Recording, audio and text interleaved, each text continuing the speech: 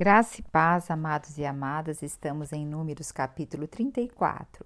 E o que nós vamos ver aqui? Sobre os limites, as fronteiras da nação de Israel. E também vamos ver sobre os líderes que vão ficar nessa partilha de Canaã. Então, o que nós temos aqui? Moisés está recebendo orientação do Senhor como que deve ser as fronteiras da terra de Canaã. Lembra? Eles estão prestes a entrar em Canaã e agora o Senhor está delimitando qual o espaço que é Canaã. Então aqui nós vamos ver desde o primeiro versículo o Senhor falando, dando instruções sobre as fronteiras. Então veja só no versículo 2: dá as seguintes ordens aos filhos de Israel. Então, dá as seguintes ordens aos filhos de Israel. Quando entrardes na terra de Canaã, esta será a terra que vos caberá em herança, em herança. Olha, o Senhor está dando uma herança para eles. E as suas fronteiras serão estas.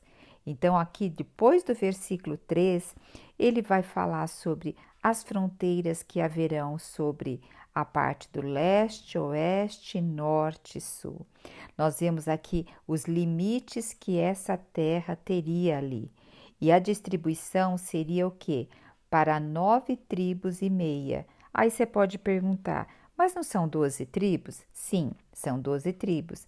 Mas você lembra que a tribo de Ruben e a tribo de Gaden solicitaram antes de atravessar o Jordão para ficar ali daquele lado? Então eles ficaram antes de entrar na terra de Canaã, eles receberam as suas terras. E também ficou o quê? Meia tribo de Manassés também ficou desse lado. E do lado ali de Canaã, propriamente dito, ficou 9 tribos e a meia tribo de Manassés. Agora, olha só o quão significante é esse capítulo. Primeiro, quem estabeleceu as fronteiras, os limites da terra de Canaã foi Cristo, foi Deus, foi Deus.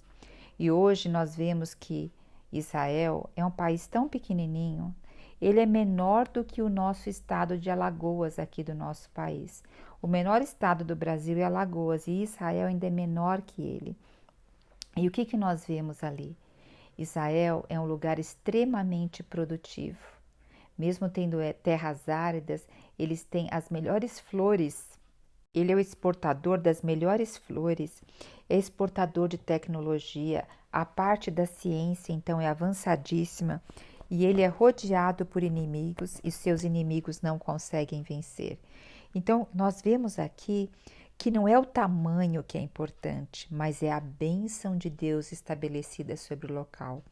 Então lembre-se, não importa se você tem muito, se você tem pouco, mas se ali, naquele pouco, você começar a declarar que ali tem o poder e a presença de Deus, então a bênção do Senhor ultrapassará todo o limite físico, porque a bênção do Senhor, ela não está no limite, ela está no fluir.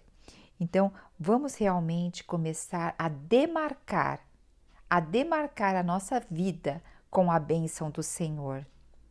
E aproveitando, eu queria também entrar um pouco no detalhe sobre fronteiras e sobre limites. Nós, seres humanos, nós não gostamos de fronteiras nem de limites, não é verdade? Nós gostamos de liberdade, não gostamos de nenhum impedimento para fazer as coisas. E desde que o Senhor criou o homem, o Senhor colocou ele no jardim do Éden. E lá no jardim ele tinha acesso a todas as árvores, mas o Senhor colocou limite em somente uma árvore. Todas eram árvores boas, inclusive também a árvore que o Senhor colocou limite. Mas ali o Senhor estava o quê? Colocando um limite, uma disciplina para ser cumprida. E o que nós vemos ali? O homem, ele o quê? Não aceitou o limite que o Senhor colocou, não aceitou a fronteira que o Senhor colocou e assim ultrapassou esse limite. O Senhor, depois, o que ele fez? Ele vestiu o homem, ele teve que matar um animal, vestir o homem, já prefigurando Cristo sendo morto. E ele o que? Não, o homem não morreu ali. O Senhor expulsou o homem do jardim. Então lembre-se, toda vez que se quebra um limite, uma fronteira, existe também uma disciplina. O nosso Deus é um Deus de amor, mas Ele é um Deus que Ele permite o que a gente planta, a gente colher. E depois nós temos realmente que clamar pela misericórdia dEle, e Ele é misericordioso. Graças ao Senhor que nós estamos na era da graça. Mas voltando novamente para falar sobre limites e sobre nós querermos sempre ter liberdade. Veja só, Deus conhece a nossa natureza e por isso que Ele coloca limites para viver. E se você avaliar bem, todos os papéis que você executa hoje na Terra, se você é casada, casado, você tem limites dentro do casamento. Se você é mãe, pai, você tem limites como mãe e pai. Se você é um profissional, você tem limites dentro da sua profissão. E por que não ter limites dentro da vida com o Senhor? E por que não ter limites quanto ao você gerir e administrar a sua vida? Porque muitas vezes nós temos limites nos papéis que nós exercemos, mas quando se trata principalmente de cuidar de nós, da nossa intimidade com o Senhor, de blindar as nossas emoções, de saber colocar limites do que eu vou fazer, do que eu não vou fazer. Então, nós temos grande dificuldade. Por quê? Porque na realidade nós não nos conhecemos profundamente para também ver quais os limites que nós estamos ultrapassando e estamos ferindo a nós e ao nosso Senhor e até à sociedade. Então hoje nós vivemos uma geração onde a obesidade, muitas compulsões, dentro dessas compulsões os tóxicos, né? E nós temos também muitas doenças físicas, emocionais e mentais. Tudo isso, a grande maioria de tudo isso advém o quê? De falta de disciplina pessoal, de falta de colocar limites. E isso eu não estou falando para acusação, pelo contrário, eu estou falando para nós despertarmos e despertarmos na presença do Senhor. Olha aqui o Senhor colocando limite para Israel. E se a gente for ver, Israel era um lugar pequeno, mas havia a bênção do Senhor, sabe?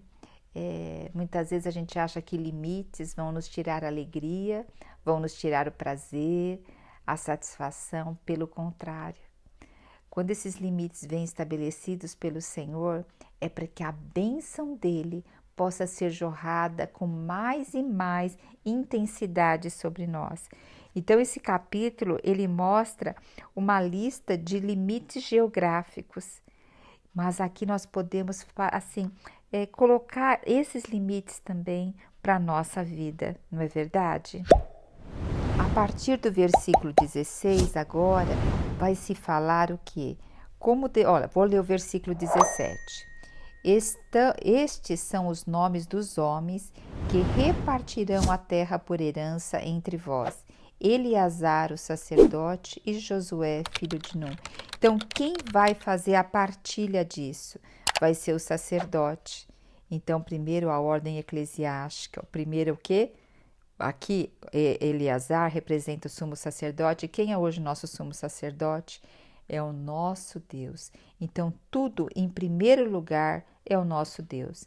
E Josué representa o que? A parte civil, a parte social. Então, primeiro, nós temos que ver, nós temos que respeitar a lei dos homens, desde que elas não infrinjam a lei de Deus. Então, dar a Deus o que é de Deus, dar a César o que é de César. Porém, se o que eu for dar a César infringe a lei de Deus, primeiro é o princípio. Por isso que vem Eleazar, o sacerdote, em primeiro lugar. Então, eles que vão fazer agora a partilha, porque Moisés, nós vamos ver que ele não vai entrar na terra prometida, né? E agora, no versículo 18, fala que vai designar um príncipe para cada tribo, para cooperar na distribuição da terra. Então, veja, o Senhor está sempre chamando o quê? Cooperadores na distribuição, nas tarefas, no servir. Então, muitas vezes, algumas pessoas estão muito acostumadas a ser servidas, mas o Senhor está pedindo o quê? Cooperação, mas cooperar sempre encabeçado por Cristo e seguindo também, observando a lei civil. Aqui depois vai falar os nomes de cada tribo e quem vai ser esse príncipe da tribo. Então, eu só vou falar do versículo 19, diz assim, que Calebe vai ser o quê? O príncipe da tribo de Judá. E depois vai até o final falando quais os príncipes que terão para cada tribo. Hoje nós sabemos que nós estamos no deserto. Um dia o Senhor vai nos introduzir também na terra de Canaã. E nessa terra de Canaã também vai ter partilhas, vai ter forma de governo. E o Senhor tem grandes coisas preparadas para cada um de nós. Por isso, continue, persevere, seja resiliente. Sei que alguns dias são difíceis, mas lembra, o Senhor já abriu tantos mares na nossa vida e vai continuar abrindo. Aleluia! Jesus Cristo é o nosso Senhor. Você já se viu sobrecarregada por pensamentos negativos e ansiedade? Deseja encontrar uma maneira de viver com confiança e proteção? No Salmo 23, escondem segredos poderosos que podem mudar a maneira como você enxerga a vida. Nesta aula, você vai descobrir esses segredos e aprender a viver com confiança, deixando para trás os pensamentos negativos que minam a sua felicidade.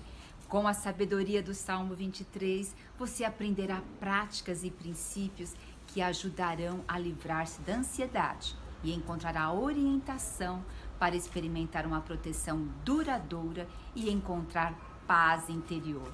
Comece a transformar sua vida hoje mesmo. Entre no grupo para acessar a aula gratuitamente e venha descobrir a verdadeira confiança e proteção que você merece.